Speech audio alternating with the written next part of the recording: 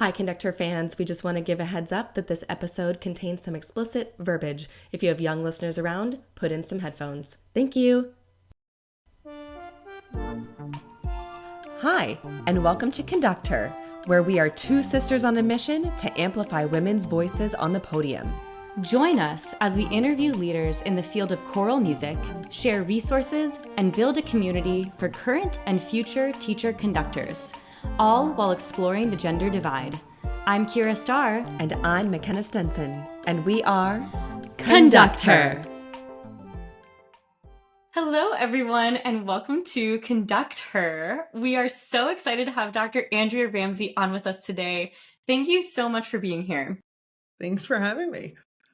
Well, like Kira said, we're so thrilled that the amazing Andrea Ramsey is in our presence and in your ears.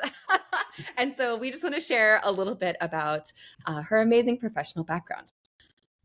Dr. Andrea Ramsey enjoys an international presence as a composer, conductor, scholar, and music educator. Her teaching experiences range from work with adolescents and children's voices to high school and collegiate voices. She enjoys regular opportunities to conduct all states, divisional level honor choirs, festivals, and most recently conducted the ACDA Junior Middle High National Honor Choir in 2023. Before leaping into full-time composing and guest conducting, Andrea held positions in music education and conducting at The Ohio State University and the University of Colorado, respectively. An ASCAP Plus award-winning composer, Andrea believes strongly in the creation of new works. Her compositions are available with traditional publishers and also through MusicSpoke, a digital sheet music marketplace. She enjoys residency collaborations with ensembles and festival choirs, some of which have included the University of Oregon, the Allegro Choirs of Kansas City, and the Crescent City Choral Festival in New Orleans. A native of Arkansas, she has experienced in her own life the power of music to provide a sense of community, better understanding of our humanity, and rich opportunities for self-discovery. Welcome, Andrea. It's great to be here. Thanks for having me. I feel like our listeners should know, before we dive into our first two questions, McKenna, how you knew Andrea.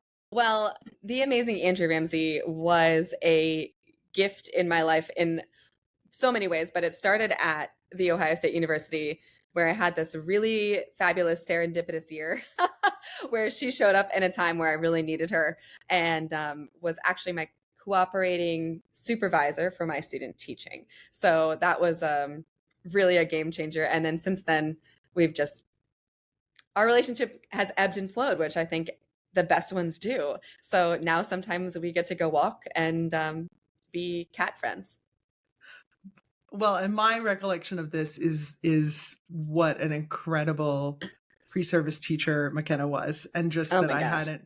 I hadn't seen any students making such intuitive teaching moves like she was during that season. So, well, thank you. Now we're crying and it's not even been 5 minutes. So this it's all again. So now that's we the go for connection. walks.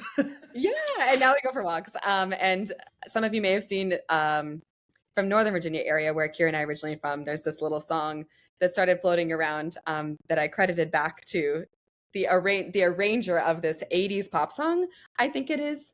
And it's a song that I used to start the school year, which I learned on my first day of junior high choral methods with Andrea. So it's a keeper. We'll link it.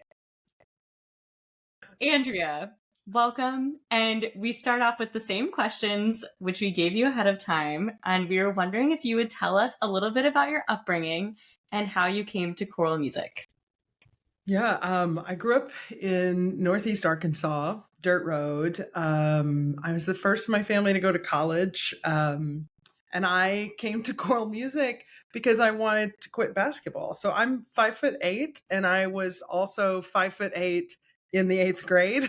And so I was playing basketball, not because I was skilled, but because I was tall. And yeah, so my mom had a rule that you have to do something. And so when I decided I wanted to quit basketball, she's like, what are you going to do now? And I didn't know. And then I was on the school bus every day for an hour. It was 30 minutes to town, but by the time you taught for everybody, on this dusty bus, and this girl on the bus was talking about choir and how there was a girl in their choir that could sing lower than all the other girls. And I thought, I bet I can sing lower than her. Like my little competitive 8th grade spirit rose up, and I went home and said, Mom, can I join choir? That'll be my thing. And she was like, yeah. So that's what happened. That is incredible. I'm so glad that you played basketball, Andrea, and I'm glad that the career in basketball did not work out for you and that you became a fabulous composer and choral music educator, because we've all been blessed by your work in so many ways. And I love that you also talk about sports, because this is something that we talked about with Karin Hendrickson on our last season, but there's so many similarities between sports and music. And I feel like a lot of times people are just hesitant to embrace sports because we feel like we're often competing with them in terms of students' time and our own time. And I think it's just so important to keep bringing it back that like we are whole people, and it's important that Absolutely. we recognize all of our experiences. So I'm so glad that you sang lower than that girl, which I imagine you did, and that you Yeah. and that you were on the school bus that day. Yeah. I also can only imagine that transition. And I do think one time you might have told me, just because I have some insight about you, what color the dresses were. So do you want to share a little bit about the ensemble? We were a ragtag bunch. There were probably 12, 13 of us. And we had those teal taffeta dresses with the butt bows, that were popular way back. So but I it was think really that's so special. important, to talk about. There were To have 12 that of visual. us and the visual. But also I think about like the formative moments of middle school choir. And oh, yeah. I mean, I don't know about you, but my experiences it was a mixed bag overall, like came out positive, like really good. But what a journey with personal discovery and self-doubt and getting toes into music. And my shirts were long with like a bell red flowing sleeve, which I was really short. I had the opposite height situation, and the sleeves like almost touched the ground on me. So it was different. But yeah, I mean, I remember the yearbook photo. Like I felt like I was a foot taller than every other person at the choir. It was one of those, and then we were all in these dresses that, yeah, it was crazy. Actually, like I think I mentioned this to you, but I did not get a good grade in choir that first semester that I was in there, because it was sort of this ragtag thing, and I just wasn't real committed. And I felt like we were doing a Pops concert in the spring, and I wasn't really into the music. And my brother had a baseball game the same day as the concert. So I was at the baseball game with my brother, and I turned to my mom and said, oh, by the way, there's a choir concert tonight, but I already told the teacher that I would be here at my brother's baseball game. And my mom said, you did what? And of course, I was in so much trouble, and I should have been failed by what his, rules were, but he gave me a D. So I had a D in choir my first semester. And I think it's the first time I've really told this publicly. So yeah, Wow. now you know. Wow. Honestly, I'm so glad you did. You do too. People change. Yeah, and also just important for all of us to remember, we've all gone through moments in our lives where things like that have happened, and the forgiveness and kindness of teachers and fresh starts are also really critical in our formation of being a person. But I cherish that story, and I'm glad you did share it. So after middle school choir and the blue taffeta dresses, you continued on, and I would love to know if there was an event or maybe a sequence of events that were inspirational for you to choose choral music as your career, not just as the out for basketball. Yeah, I knew, well, when I made all region choir, and then I started to experience some of these larger groups where we were like singing in tune, and then we moved and then we moved, I shouldn't say that, we sang in tune sometimes in the middle school, but our family moved into the great metropolis of Jonesboro, Arkansas, which at that time was like 48,000 people.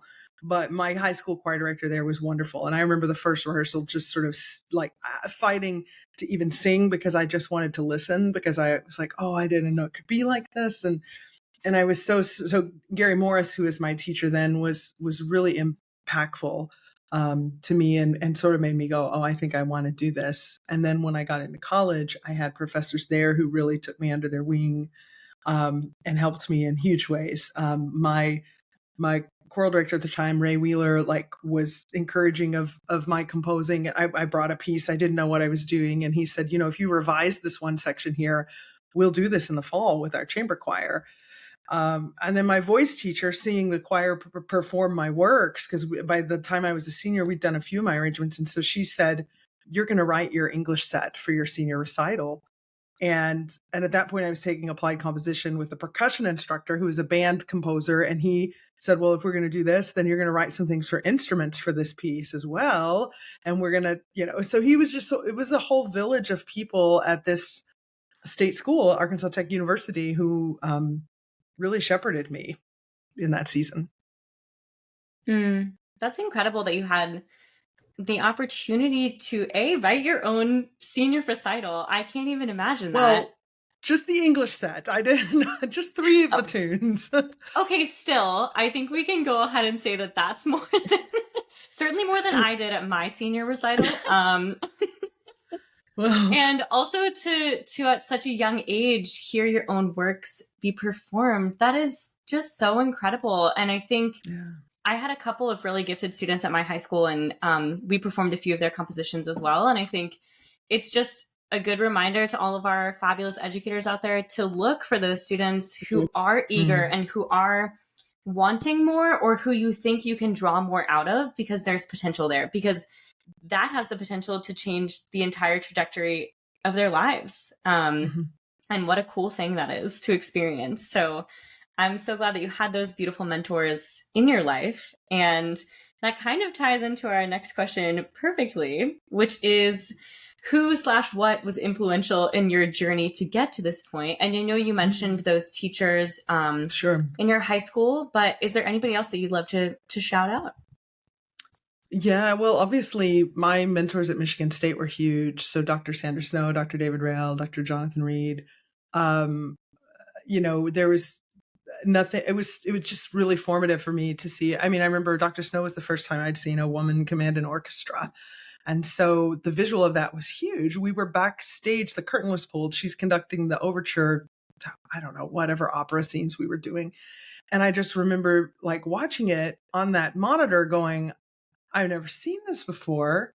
And it was just like this gut level, oh, this is huge. I've never seen this before. How have I made it this far? And I've never seen this before. And all of us kind of like, especially the women in the cohort, like that was a really powerful thing to see. But also the other 2 mentors, David Rail, John Reed, like I still remember so many things that they did for me and helping me in my journey. From composer, like I would say later, even like Jake Runstead and I crossed paths in Iowa. He was really influential. I mean, we've been friends, but he was really influential in me taking the leap out of academia into full-time composing. And just kind of an old soul. He was like, what are you scared of? You could so do this. And he sort of shot down all of the things I was fearful of and made me look at it seriously. And then I went home. I was like, yeah, I could do this.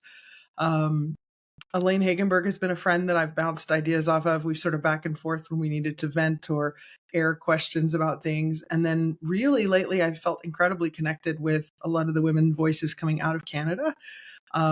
So many incredible voices, Mary Claire Sangdon, Kat Gimmon, Tracy Wong, Sarah Cortell, Kathleen Allen, like so many great people. And then from a conducting standpoint, Carrie Tennant, who I know was already on your podcast, who's a dear friend. And I don't think I know anyone who connects more openly or authentically with their ensemble than her. And it's really beautiful to watch. So, and then every day, I think there are people that are helpful on our journey, right? We're just constantly growing and learning. And now, a quick word from our sponsors. Conductor, conductor, conductor, conductor, conductor. This season, we are featuring a fierce lineup of women composers found in the Music Spoke marketplace.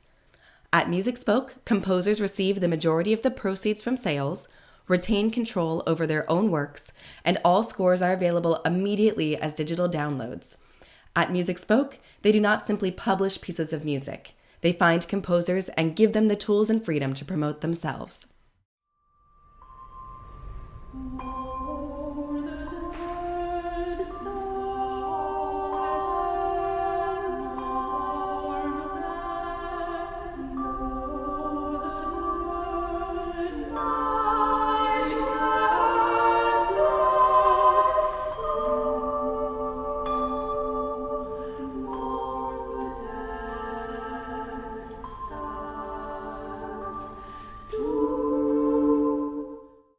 You just heard In Her Image by Katerina Gimin. Check out her works today on musicspoke.com and conductor.com/sponsors.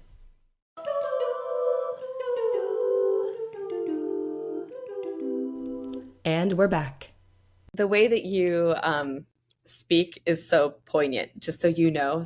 This is affirmations for you. And it's just like listening to you share some of these experiences. You really feel like you're in the room watching Sandra Snow conducting the Opera Scenes Orchestra for the first time. And some of the sensations that came from that are really visceral. And I'm grateful that I was able to see women in that capacity a little bit earlier, prior to my PhD. In my undergrad, I got to see some of that, and you were one of them. Yeah. So thank you. You started to talk a little bit about this in the first 3 questions, and so I'm already going to throw you a little bit of a curveball. Sure. But can you describe your journey to becoming a full-time composer? Because I know that your journey to this point has been so unique, and I think that we would all benefit just hearing a little bit about that. So I always wanted to teach. That was the thing. And composing was sort of the side thing that I enjoyed. And then in the Venn diagram of composing, conducting, like composing started taking over more and more of the other circle. And so I was just feeling a bit hamster wheel-ish in that, like, my whole existence felt like it was music. It was either I'm doing things for the university, I'm trying to get things ready for the grad students because I'm going on this gig, I'm trying to catch up with the students because I'm coming back from this gig, and also, these commissions are due. And it was just feeling like there had to be a better way and a space for living. And I wasn't doing a great job of managing that and setting, and probably I'm a better boundary setter now than I was then too. But still, in that season, I thought, I think I'm going to just try this and see what happens. And so it's been since 2017. Yeah, was when I made that leap. So it's been okay. But it was not an easy thing to do, to walk away from a tenure track position at a Research One school. I felt really good. I had done my homework. I did the math. I felt great about my decision until I announced it. And as soon as I announced it, everyone kept coming up to me going, "Oh, you're so brave. Oh, how courageous. Oh, you're so brave." And then suddenly I was going, what have I done? Like, is this something really awful or super dramatic that I shouldn't have, because, but then I realized, like, I think it's because we go down these paths. We follow the well-worn paths that are put in front of us that say, you're going to be a professor, you're going to do this, you're going to get tenure, you're going to retire. You're going to do this, you're going to do that, you're going to stay on that, you're going to retire, you're going to go here, and then you're going to do this. And the truth is there are infinite paths, but we just don't always look at them. And so to take that leap and to go, yes, this is a great opportunity. And so many people are going to think this is insane, but I'm going to go this way and see what happens. It was scary, but it's been really rewarding. And I've been able to do some things that I wouldn't have been able to do otherwise. That reminds me, well, I think you were brave, and I kind of love that you didn't know that until you announced it. I love that this was just like, hey, this feels exactly right, and like something needs to change, and I'm gonna do it, and I'm gonna leap. And you felt great about it. And then to have that reaction, it reminds me so much of Dr. Sharon Paul when she decided to take the full-time job with the girls choir in San Francisco, because she described it exactly in the same way, where she was like, I knew this was right for me. It was right for my family. It was the right decision. And then as soon as I announced it, everybody was like, what are you doing? What are you? And I think it's refreshing to hear that, because we so often do fall into that pit of either other people coming up to us and saying, what are you doing? Or in ourselves. I mean, asking ourselves that question and saying, what is happening? And I've been reflecting on that in the first couple of weeks of my DMA, because multiple colleagues and I have been saying, like, you feel really good. And then, like, you have a moment where you're like, what am I doing with my life? Yeah, no, it's real. You're in the truest part of yourself that you're doing the right thing, but it's so easy to be distracted by the path that's well worn and by the things that are more convenient or easier or would make more sense financially. And I think the fact that you had this dream, had support of other people who believed in you saying, do this dream, and then you doing it despite the pushback is really, really cool. And I think that a lot of composers out there are going to listen to this and feel affirmed in their decisions, and hopefully be reminded that they have what it takes and you can do it. So I think to dovetail off of what Kira said, in a very meta way, I was listening to another podcast before this podcast. That's been the theme of this day. But it was sort of like a conversation between a coach and someone that was asking some questions about, I want to start this side business, but I have this job that has all of the security. And so if you think back to the beginning of your compositional journey, I mean, you talked about in high school, you were already starting to do some of these things. So not only putting in the hours, like in a 10,000 hour sort of way, but sort of building the Venn diagram so that it became composer, conductor, teacher. How did you see the compositional thread and the other two Venn diagram areas start to become equal? And did that happen just at the end of the journey, or did it start to blossom earlier? I don't even know that I don't even know it was a conscious thing in my mind. I think when I decided to leave, I was like, okay, I'm going to compose, but I'm still going to teach. I'm still going to scratch the teaching itch with the honor choirs and the all states and the things like that. Like, I never signed up to be a full-time composer only. I signed up to be a full-time composer and clinician who could still scratch the teaching itch, because I knew that if I didn't have that part in my life, it would be really sad. And it was when the pandemic hit.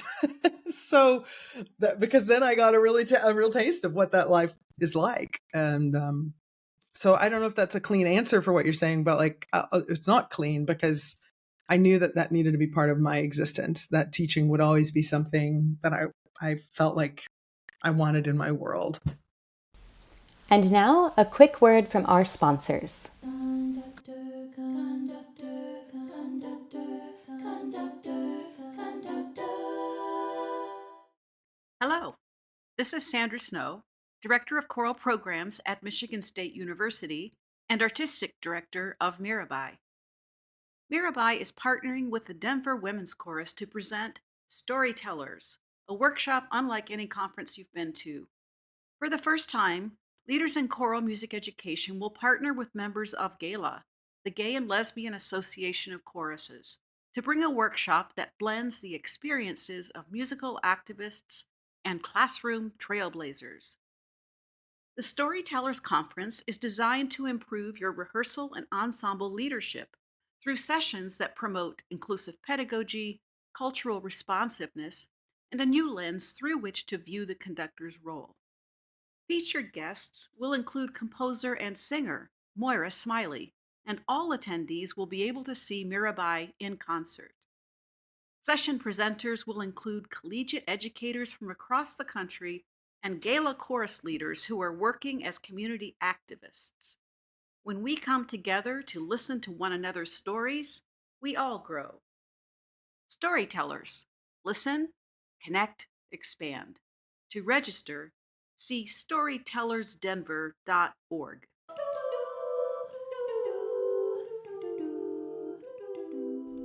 And we're back. That's incredible. And I think it speaks again to like knowing yourself and saying, no, I am also a teacher, and I don't need to be confined by what society tells me. And I don't need to label myself as full-time composer, because I can do it all, which you can, which is incredible. Well, that's not what I'm saying either. There's plenty that I can't do. But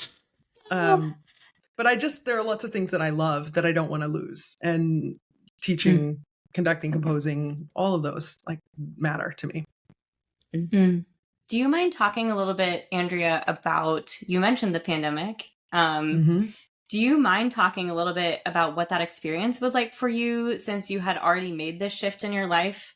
And could you talk about like what your personal experience was as a full-time working musician when this happened? Yeah. Like, how much time do you have? Because that was, woo.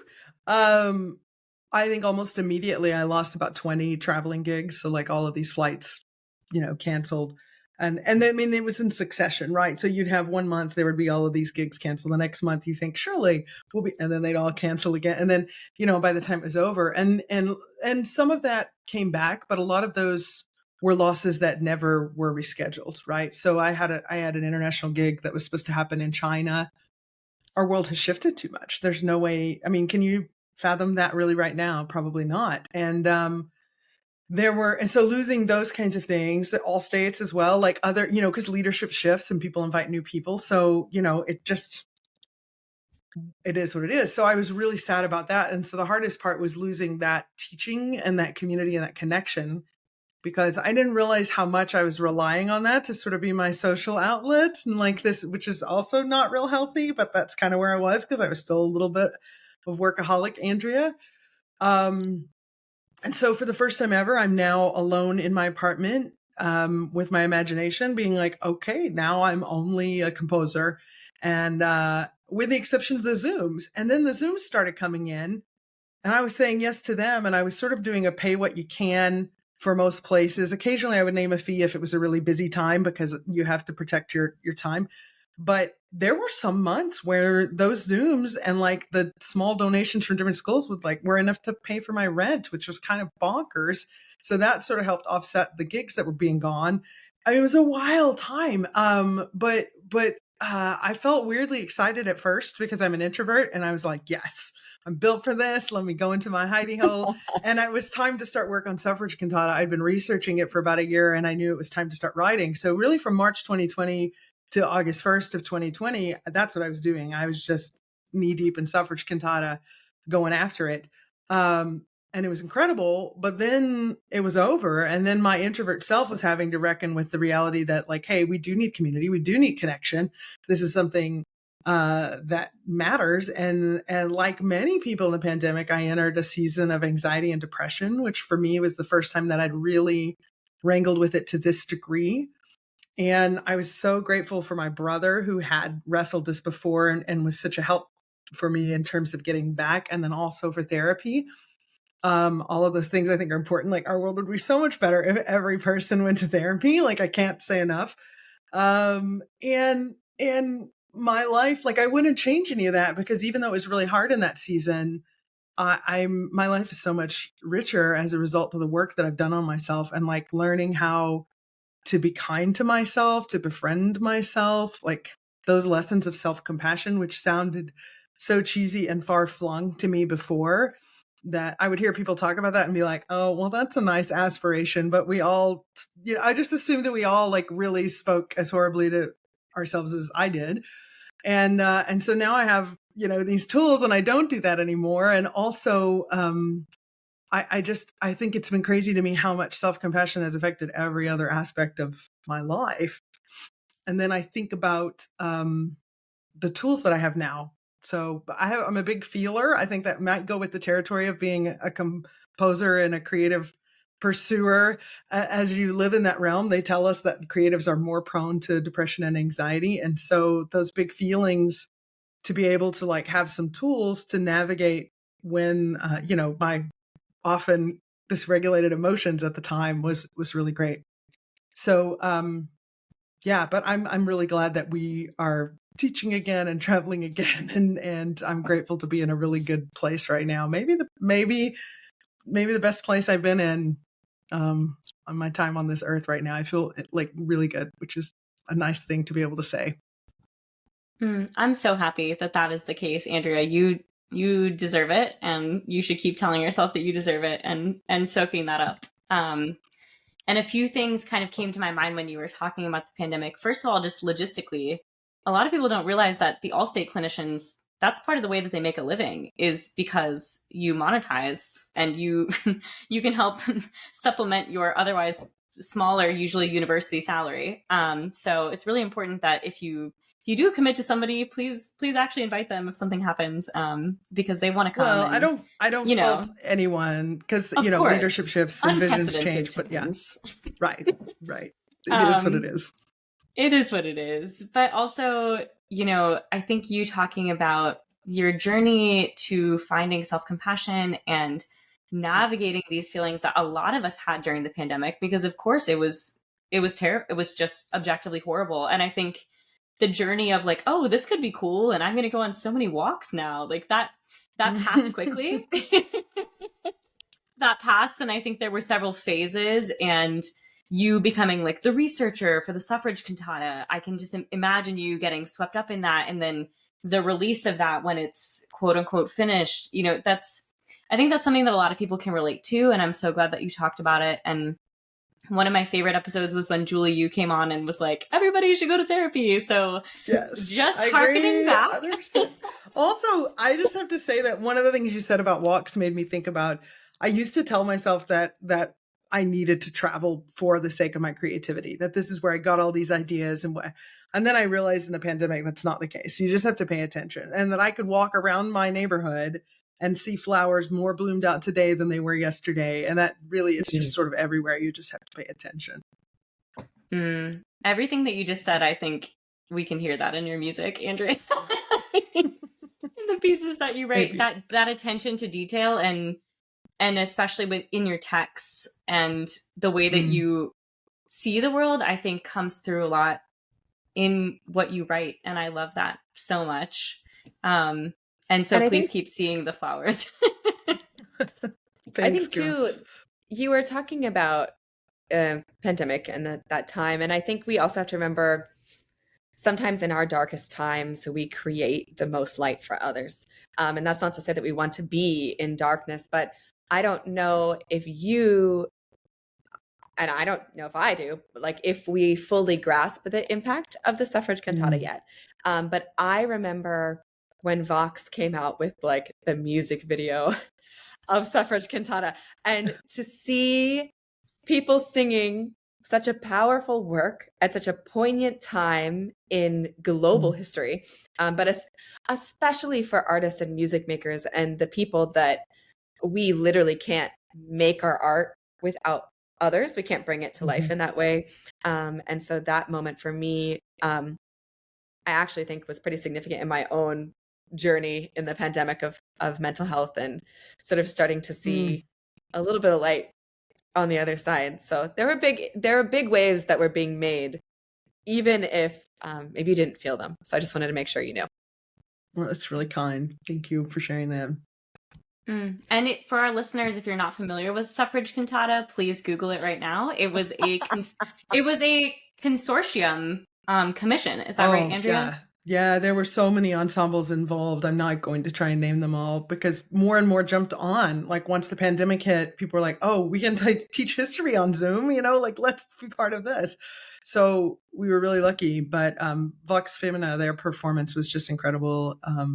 They did a documentary of the work, and then also their live performance for Western ACDA, which literally the day of their performance, the decree, what is it? Like the decree, I don't know I can't think of the other word, but they came through saying that they didn't have to be masked to perform. So that night was the first time they'd sung it without masks, and it was for the audience. We were all masked in the crowd, but it was really powerful to have that.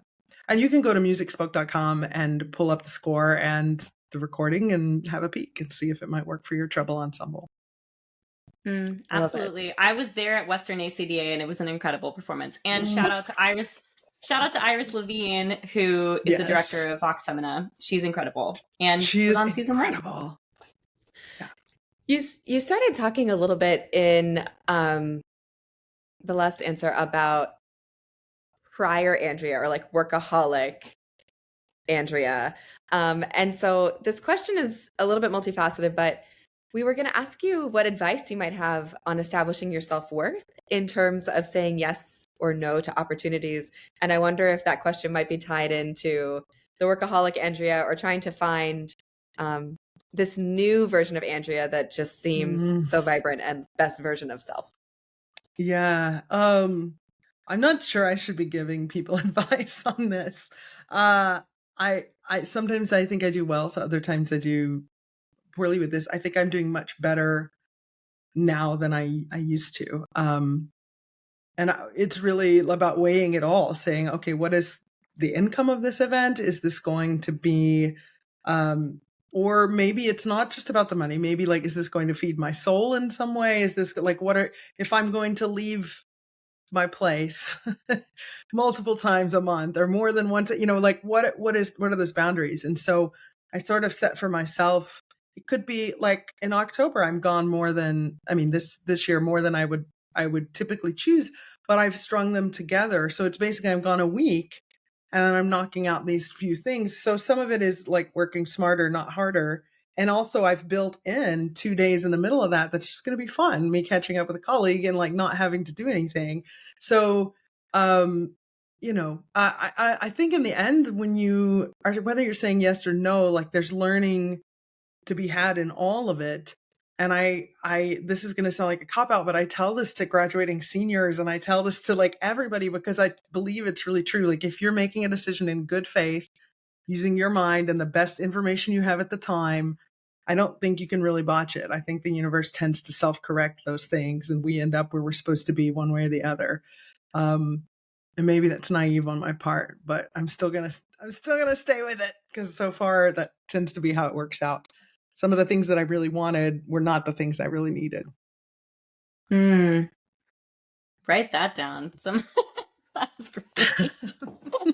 That makes me think, Andrea, about what you were saying earlier in terms of how you're talking to yourself, because I think so much of what you just said is how important it is to really go inside and examine what feels right. And that can be so hard if you are blocking those feelings by just hating on yourself all the time. And I think we're trained as musicians to think critically, listen critically, and Yes. Give critical feedback. And it's not supposed to be bad. It's supposed to help you get better. And I think a lot of people struggle to then be patient and kind with themselves just as a human being. And so many of us overwork ourselves and make ourselves get sick because we don't take any breaks. And I think about looking at the generations of women in our family, and I can see each generation getting a little kinder and a little kinder to themselves and a little more kind outwardly to themselves. And the impact of that on the people around you is so promising. It really makes a difference. And it makes a difference to hear someone say like, hey, I struggled today. Today was a hard day and I'm going to rest. And just, I think hearing you come on here and talk about, the past 3 years for yourself and what a journey it's been. And McKenna and I obviously know a little bit more about like where you are now, and people should read your blog on your new website if they want more insights. But I think it's really, really special to hear you come on and say, hey, we need to acknowledge what's going on inside. And that means acknowledging with patience and with kindness and compassion, because you're really cutting yourself off if you're not offering that to yourself. And I think it's exactly what you said. We're so perfectionist because music asks that of us, right? Music says like, and we make it even more than it needs to be sometimes, and I'm in a different place now too, even where I think, what are the things that I value? And sometimes it's way more, I'm going to take a beat and build some community with this ensemble, then okay, maybe we're not going to get the T on the end of 3, and that's fine. I'm choosing to align my values with my teaching, and that's a decision. And not every all state I'm going to go to is going to share those same values, and then that's a tension that I have to make a decision. How do I live with that, or am I okay with that, or is it going to rattle me, or whatever? But I think what has shifted for me is, instead of just beating myself up and saying, oh my gosh, you're an idiot, how did you miss that cue, like I can't believe you did, like what are they going to think, like all of those things, but rather just patting myself on the chest and saying, good job, babe, you tried real hard. Everybody misses something somewhere. Like, it's okay, it just means you're human. Occasionally we say things that we don't mean. That's part of common humanity. Like, just cutting us the same slack that we would a good friend. That's it. And that was the shift for me, is I don't have to be like some crazy, I love everything about myself. Like, I'm working on that, but I have to be at least as kind to myself as I am to another person, because I'm in this, like I'm in this body. It's taking me through this world. Like, this is the thing. Why would I be mean to that? And also, that is me. Like, I'm in this body. But we have this thing where we separate that out too. And that's a whole other conversation. And I'm off on a tangent now. Please put me back on the path here. I'm fully with you. And everything that you just said makes me think, I teach fitness classes and not a lot of musicians do that. Some do. But in my classes, I'm constantly just like, this is a gift. Like, you are here and we get to be here. We're not having to do this. You have the opportunity to take 45 minutes and just zone in on yourself. Forget the to-do list, shut the door on that, and just give yourself some love and say, way to show up, and just do it and get it done. Because if you're not giving yourself that time, and it doesn't need to be a workout, but just that attention and saying, hey, you did it. You showed up today. That's awesome. Then it's hard to get that and give it back to people in the way that they deserve. Yeah. And it's a huge part of my mental health journey is movement now. That wasn't always there before, but has been a game changer. So yay. Agree. And now a quick word from our sponsors.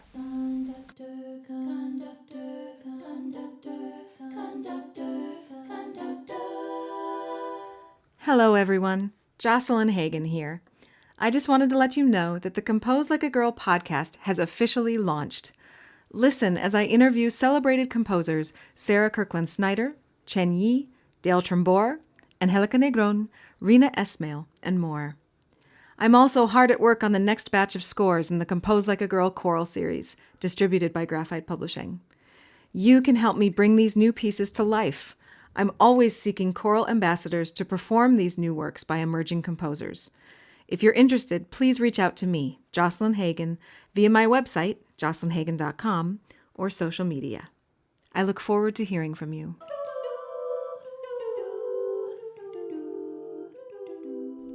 And we're back.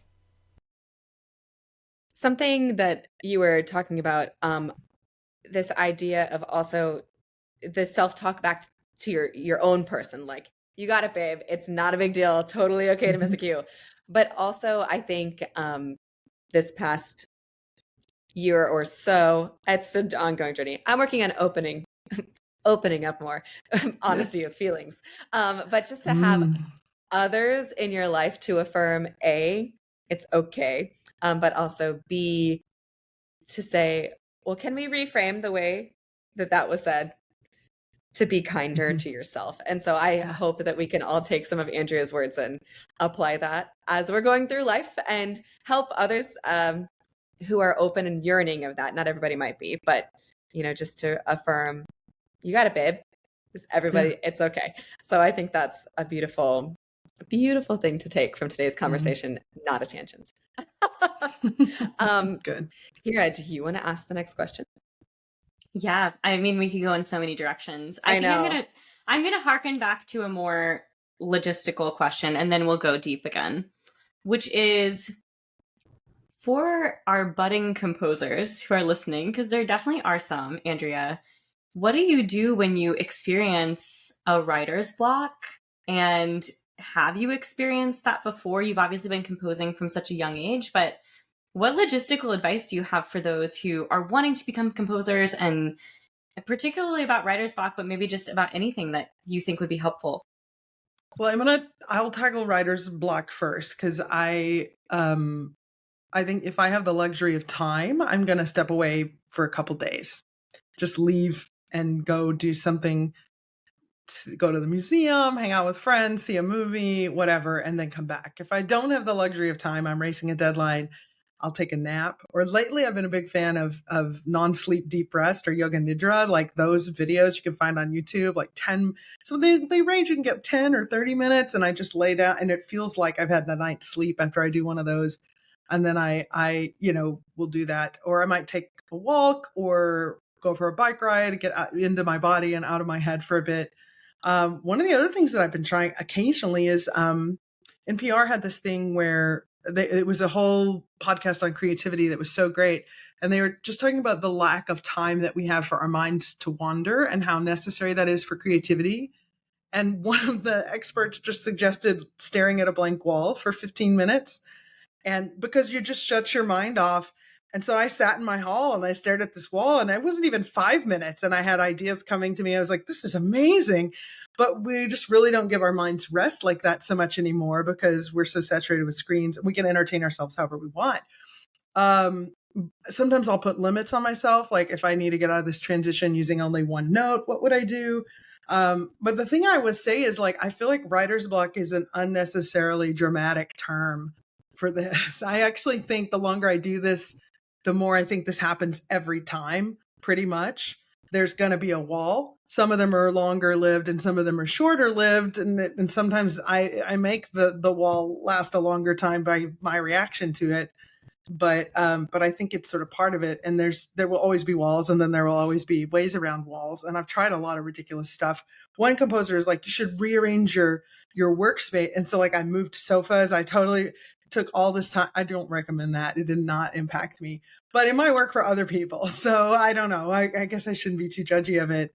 And then I think for people who want to be, what was the question? Was it people who want to be composers, people who are scared? What I can't remember. Yeah, advice for, young emerging composers, maybe people who have ideas and want to do it. I think I don't know. It's hard. It's such a different time now. And I feel like people are working so much harder to cut through the noise. Because everybody has access, right, to like try to put their voice out there. And so then that means there's just way more voices. I think the big thing is to just get your music to conductors who can perform it, and to seek the feedback of conductors and teachers that you trust who will help you make the work better. If you're not a pianist, like I'm not a pianist, study piano accompaniments, talk with pianists, talk with instrumentalists. If you're writing for those instruments, learn and understand those before you put pen to paper, and then listen to all kinds of music. Give yourself permission. Like that's the big thing. There are a lot of people who want to write and then don't ever start it because they just judge it too quickly. And then I think there's another big piece of it, which is if you're writing, is just knowing who you can share with and who not to share with. And that's a trial and error thing but if you share with someone and then they and I've shared with really good friends that I dearly love, but then they kind of crush my dreams, but just not, they don't mean to, but that's like their personality is one that's maybe more critical or more angular and how they look at things. And I have to go, okay, I'm not going to share with them again. I'm going to take this little perspective, but I'm going to share with somebody who can give me the feedback is constructive. I don't need somebody to just pat my ego, but who can give me constructive feedback without making me feel like, I just need to quit and this is not for me. So, yeah. I think all those ideas are so sage for so many reasons and apply not only to composing, but in score study, in lesson planning, in, academic writing of documents. But I think that idea of the sharing and knowing who your sharing people are, and then knowing, am I just sharing this so that you can be a part of it, or am I sharing this because I'm interested in feedback? It can be such a line to learn how to navigate. And so I think the way that you phrased that was really elegant. And go ahead. No, I don't. That's true. We'll see. Yeah. And a few years ago, you actually, I zoomed you in to one of my classes, and one of my students asked a similar question to you, and you said, well, just pull out your phone and record your ideas on voice memos. And I've had students since then take those little snips, put them in GarageBand, and then start, exploring on MuseScore. So just like you said, do it. Yeah, voice memo, I'm a massive fan. I have so many ideas saved in my phone, some of which will never see the light of day, but they're in there because at one point I thought they were decent. So, yeah. Yeah. And stock, right? That's stock that you have. I mean, I don't know if you ever go back and pull from there, but it could be a fun journey. Yeah. Like so Kelly Miller, when she was, they were doing a commission work for the Southern Division for the children's element, our children's elementary honor choir, I can't remember. And so she was like, do you have some ideas? What are you thinking? And I said, can I just send you some of these voice memos? Like I have some beginning, but literally because we're such good friends, I wouldn't have done this with anyone else. But one of them I was harmonizing with my Sonicare toothbrush. So like that drone, right? And I was just made this melody that had come to me while I was brushing my teeth. And I sent it to her and she was like, I actually really like the drone one. And so then we ended up doing it. So there's a piece called Tune Your Heart. I'm going to get that out there. Actually, I'm glad we're saying this because I'm not sure I put it on Music Spoke and it needs to be available for people to enjoy. So anyhow, inspired by sonic hair toothbrushing. Oh, I love that. I think that's a great message to play a little bit more. And I struggle with this so much because I am type A, I'm organized, I'm driven, like I'm goal oriented. And that can be such a disservice to your musicianship because if you are not allowing your brain to explore all of the different possibilities and listen in a way that does make you think about the sound of your sonic toothbrush, then you're not able to listen the most creatively to your ensembles or to your friends or to yourself. And I think this is a good reminder for me personally to have a little bit more fun. And Yeah. to go back, you were talking about so many things that I'm going to be ruminating on for a while, but you were saying about you get hired for things or you're composing for things and you're just leaning into being your most authentic self, even if the T isn't on the end of 3 or, whatever it might be. This is courtesy of Carrie Tennant. Like her podcast, I listened to it and she was like, I want to be my fully liberated self on the podium. And I was like, oh, I get it now. Because I was always hyping her saying, take that gig. And like, she's like, anyway, I'm sorry, I sidetracked. You can edit that later. And somebody told me once something along the lines of like, people don't hire me because I'm a great musician. People hire me because of the way, I'm not talking about myself, I'm talking about somebody else, but people hire me because of the way that I make people feel.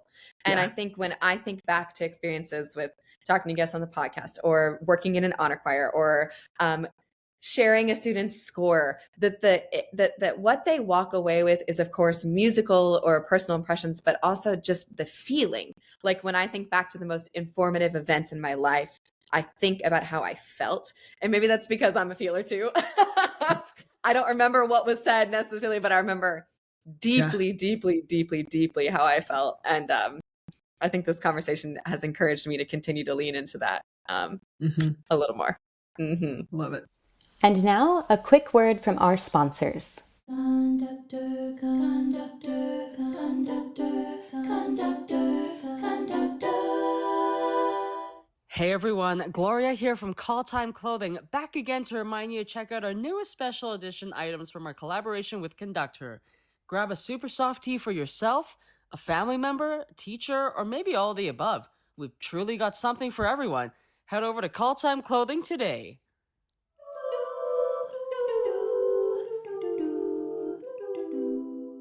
And we're back.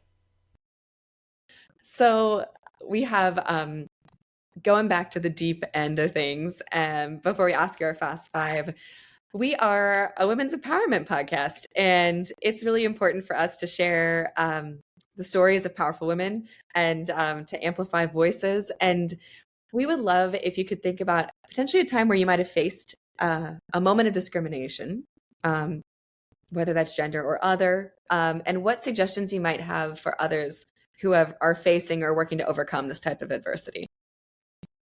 Well, first, I feel fortunate that most of the experiences I would have to share would be sort of microaggressions rather than large scale things. I think one that comes to mind that I think of, I was on an all-state and there was a clinician there who had authority in a really large school district, and it's like, oh, we need to talk about a commission. And of course, I got really excited, and he tells me about this insert name of well-known composer who's a man, and how they had done this big commission. It was like 15 or 20 minutes with choir and orchestra and all of this. And of course, my heart just soared because I don't get asked for those kinds of things. And I was like, oh my gosh, like an extended work. Because at this point I hadn't written suffrage cantata.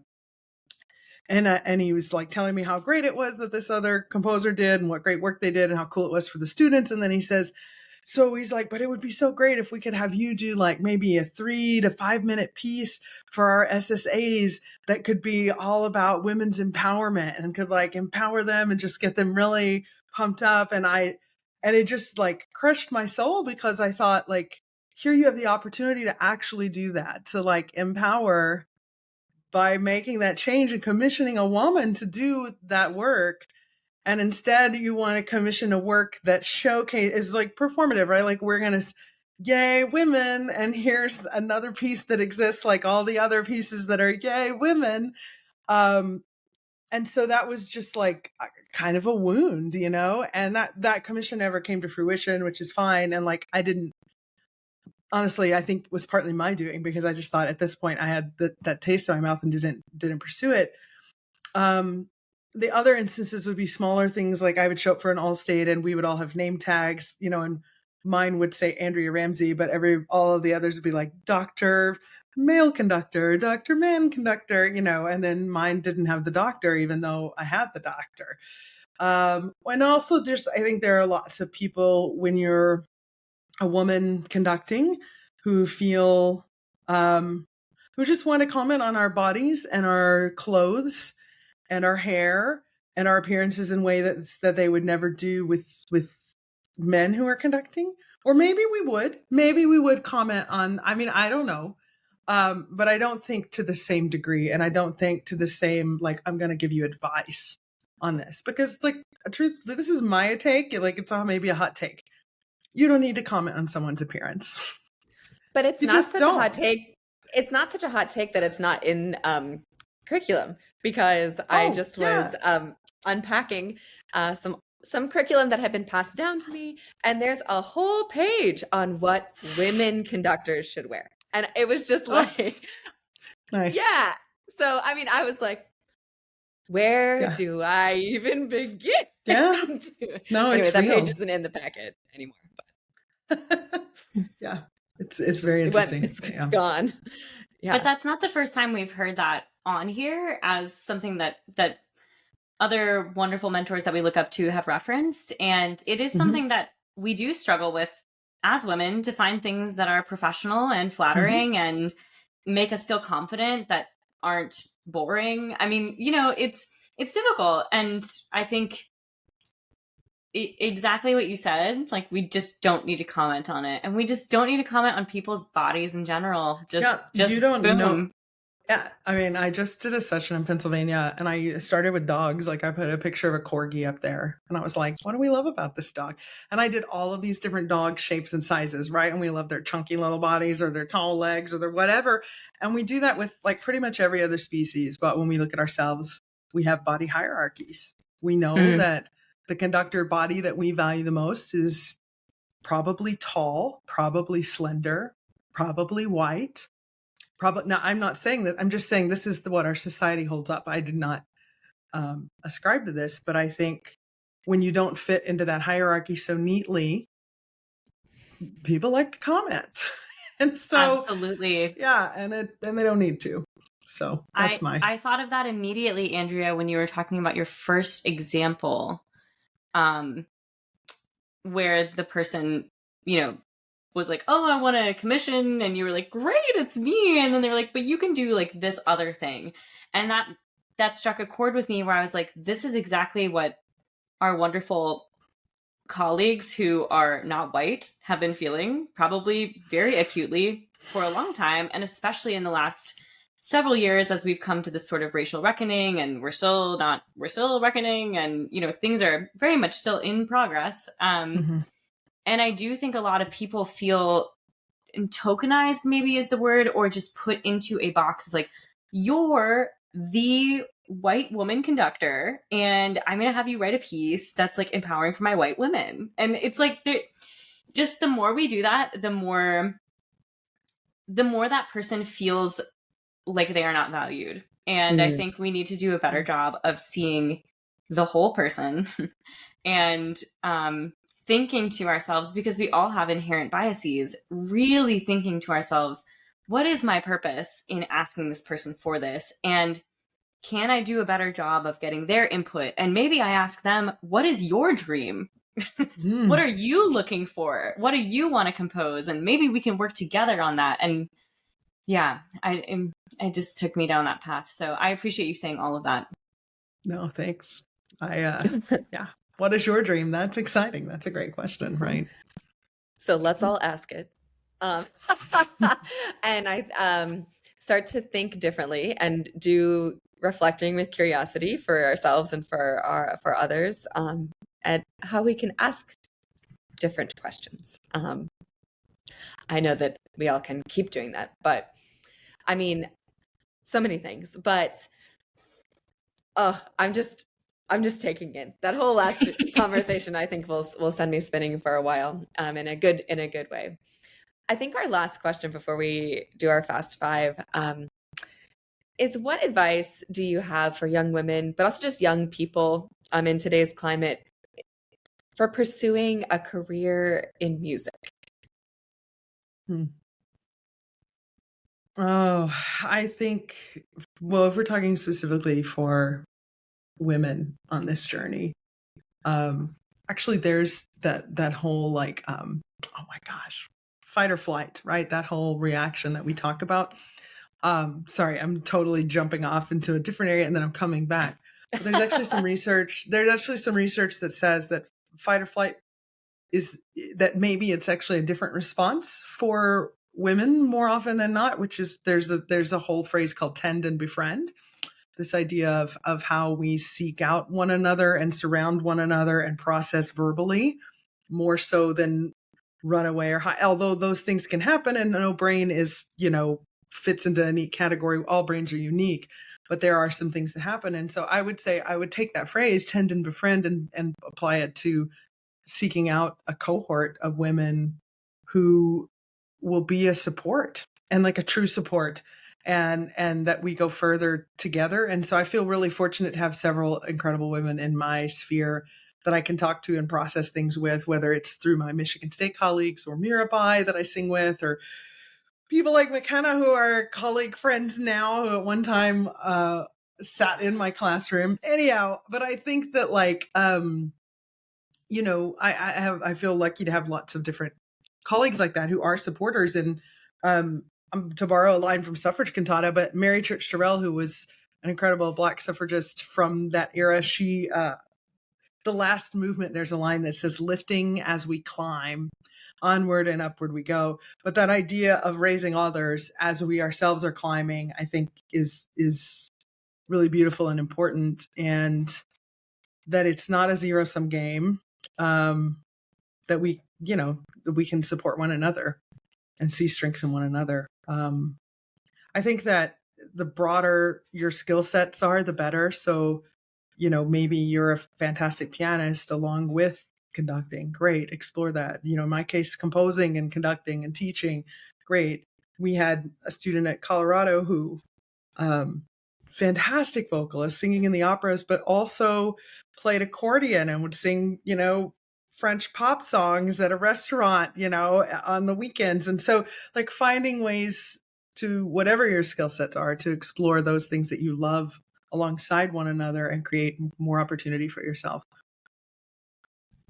This is why, everyone, I'm a teacher. So what Andrea just said right there. But I'm really serious that sometimes I think we forget the impact that people have in our lives and we as others. So the tend and befriend, and also just the conversations that we have with our students really matter. And I remember there being a pretty distinct point where I decided somewhere along my undergrad, and I think most people who knew me then and would attest, that I wasn't going to teach. I wasn't going to do it. I didn't want to do it. There's a whole host of reasons why that wasn't going to happen. And then I walked into my first day of student teaching, and I had this great person, Jeff, took me under his wing. It was an amazing experience. But you have that doubt. Like, is this just working? Anyway, and then you came in and it was like, hey, this is really working for you. Hey, and more specific feedback. And now a quick word from our sponsors. Conductor, conductor, conductor, conductor, conductor. Pavan Publishing is proud to feature outstanding women composers and conductors. Composer Judith Harrington has created a prolific choral series for youth and treble choirs that includes Fireflies from Japan and Duérmete mi corazón from Brazil. Shirley McRae has many outstanding arrangements for young choirs, including popular songs like Black Sheep, and Sakura. Conductor Iris Levine maintains a treble chorus series of medium to advanced works with text by poets from Teasdale to Yeats. Other composers and authors in the Pavan family circle include Zenaida Stewart Robles, Catherine Rundis, and Martha Wall. Explore all of these fantastic composers at Pavan Publishing.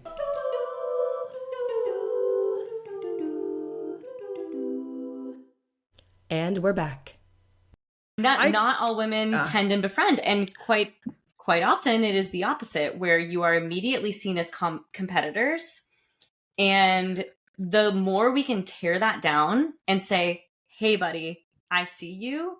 We are both women and we both have different skill sets. We are different people and we can both succeed. And the only way to do that is to support each other. Like I have a friend in my life who, she was reflecting the other day, like, well, when I first met you, I was so intimidated by you because you just did such a great job. I was like, but we can both do a great job. Like it, like, I thank you. And that's so wonderful. And I don't want to seem intimidating. Like, I want to seem confident and I want to like reflect that confidence back on you and say like, you also have this and we've got that. And it was a great reminder to me of like, just be kind to other women. Just be kind. True. And we're sort of socialized to perceive those threats and to be like, oh, should I, and I'll tell you, like, something that's helped shift that for me too is meditation, like just taking space and like, and some of those activities of, may you be well, may you be happy. Like when you really sort of have and think these thoughts about other people, it's hard to sort of dwell in that space of hyper vigilant competition, cutthroat, whatever. Yeah. And that meditation, the opportunity just to clear out, or whether it's, ruminating on an idea, but just to clear out, because I think you said it earlier about writer's block, but also in this capacity, just taking a step away, just taking a little time, if we have the luxury of time, even if it's 5 minutes, to clear the slate and start fresh, and try again. That's also okay. But this conversation has been so beautiful, and we're so grateful for your time. And we have come to the Fast Five, which is a part of the podcast that we love and adore. And we're going to do our best to keep it fast. And so we'd love to start, Andrea, with number one, which is, what is a favorite current choral octavo or composer recommendation that you might have to share? This is cruel to say one, but I'm going to go with Mary Claire Saint-Don right now in Canada, who I think I just love her stuff so much. And I could recommend pieces, but like Terra Nova or When I Thought of War, she's just got so many, there's some really just incredible things. And check her out on Music Spoke, our sponsor. And Terra Nova specifically, I think at the Texas All-State, if I'm not mistaken, in February. Yeah, it's on the program. Yeah. Terra Nova is, Texas, get ready. Incredible. All right, number two, Andrea, what is one misconception about you? Maybe that I'm extroverted. I think a lot of people will see me at a clinic and think because I'm social and outgoing in that setting, that's how I operate.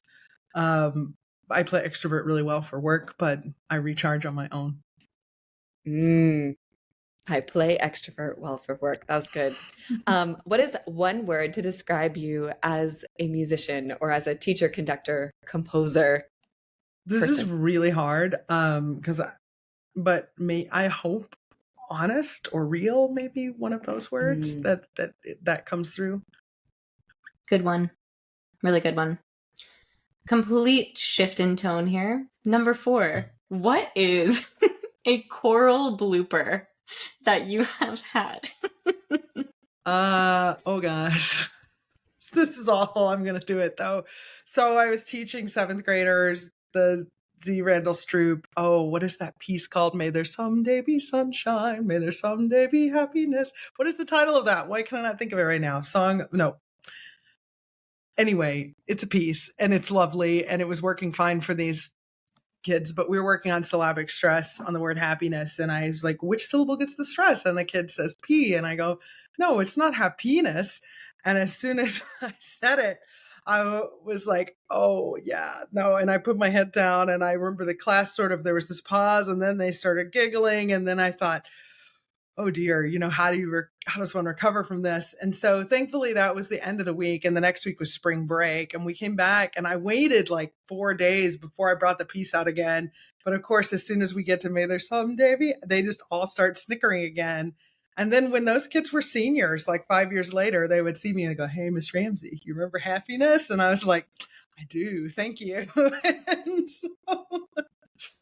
so anyway, that's the one. That's amazing. Welcome to the club, because I too have said penis in front of my students. Was it the word happiness? Was that was also the thing? Yeah. Oh no. Oh, okay. Although I have done that as well.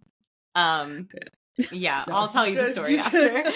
Okay, you're gonna save that for later. All right. No, I think you should reshare, because it's been a minute. Great. I'll reshare. So I used to say to my students, like, if your hands are in front of you, you look like a pilgrim. And if your hands are behind you, I'm assuming you're like operating as a pilgrim. And then if your hands are in front of your crotch, you're telling me you have to pee. That's what that means. Because we're talking posture. And so my tenor bass choir, I think this was my first year of teaching. One of them, out of like all 12, and I'm in the middle of conducting, one of them has his hands right in front of his crotch. And I like stopped conducting, and I was like, you look pee.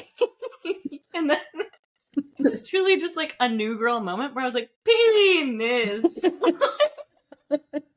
It was like my brain farted in front of the room, and my mouth came right along. So yeah, I just fully said it, and they looked at me, and God love them. They were like, and then we just all started laughing so hard. And I will tell you, Andrea, they never brought it up again. It was just like moved right on. This was the thing that happened. We're gonna go right ahead. Yeah. There's also like the wrath of Kira Starr. So just proceed with caution if you ever see it come out. So they probably knew better. They were like, this was a one-time laugh, and it's done. It dies today. Like, it can't be a part of it. Yeah. There's a respect that's there. Mm-hmm. That's great. So in closing, to bring it back to a gentler side, what non-genitalia closing to the best of our ability. I don't know if we've made explicit yet, so you have one more question. But what is a favorite choral memory that you would be willing to share? You gave me these questions ahead, but like, do I do this as a singer, as a conductor, as a composer? Because they're all different. And it's a fast 5, not a slow 5, but I've got 3. So I don't know. If you were to plant your feet on the ground and wiggle your toes a little bit and like find the one that was the most like gut wrenching or like gut visceral, then I'm going to go with as a composer, which was my mom, who said to me and my brother, my dreams will be fulfilled in your successes. And my mom's no longer with me, but to hear my mom's words being sung by the National ACDA Treble Honor Choir, conducted by my mentor, Dr. Sandra Snow, in the Kaufman Performing Arts Center here in Kansas City, where I live, and then just smiling maniacally the whole time as my mom's words were being sung out loud by this choir, and in front of an audience of my choral peers, like that was probably the moment. Yeah, oh, that was a great choice. Really good choice. She was a great woman, Patsy Jean. Yeah. And I think there are no, like, how to even there's nothing perfect about that moment, but the perfectness of that is really, really surreal. The honoring of her, she always wanted some, and like she had her moment, like, and people loved it and laughed and felt moved, and it was exactly everything she was and deserved in that moment. I just felt like she was there, like she was with me, and it was really, really special. Oh, my cat is here. Is it time? Bring him up. Well, I can actually move my laptop. We're going to see. I'm going to show you the kiddie school bus. We're going to go right down here. Oh, no, he's moving now. Did he just come out? Can you see him? Yes. Hi. Jeffrey. Okay, we're bringing him back. I don't know if you can keep that or not. He was in the bus, but it was ridiculous. Jeffrey is everything. We're keeping it. We're keeping it for sure. He was chewing on this cardboard. Oh, it's a mess. Oh my gosh. Well, there are so many moments from today that I know both Kira and I are gonna just take with us forever. And also, I think so many things people are going to have to go back 15 seconds and be like, play it again, because there's so much good. Wow. And we're going to announce our own social media, but if you want to follow Jeffrey the Cat, which is who you just got a quick visit with, it's at Jeffrey the Cat on Instagram, if I'm not mistaken. Is that correct? It's correct. JEOFFREY. The Cat. There we go. Like Britain. So we're just, again, so glad that we were able to spend this time with you and appreciate you being so vulnerable and open and so much fun. Thanks for having me, and thanks for all you do to elevate the voices of women in this field. It's great. Happy to do it. Well, for our beautiful listeners, if you haven't seen our social media, please check us out. We're at conduct.her.pod on Instagram and TikTok, and conduct.her on Facebook. Thanks for listening. Thank you for listening. This has been Conduct Her. This episode was engineered and mixed by Mary Hannah Klontz, with intro and outro music by Jonathan Martin and ad music by Kate Krellin. Discover more resources at conducther.com.